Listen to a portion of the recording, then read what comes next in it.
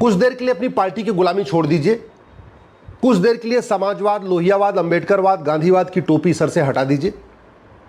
थोड़ी देर के लिए सच्चे भारतीय बनिए और ईमानदारी से सोचिए कि जब रोड टैक्स दे दिया तो टोल टैक्स क्यों, और अगर टोल टैक्स देना ही है तो रोड टैक्स क्यों।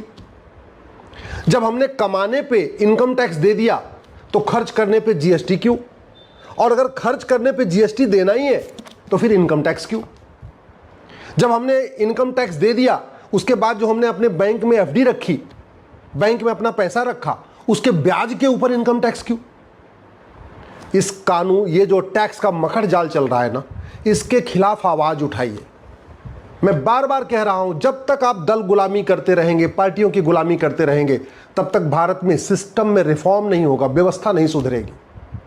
इस घटिया टैक्स मकड़ जाल के कारण मिडिल क्लास परेशान है, व्यापारी परेशान है, बड़े उद्योगपति परेशान है, सब परेशान है। लूट हो रही है, भ्रष्टाचार हो रहा है, लेकिन यह सिस्टम नहीं बदला जा रहा है।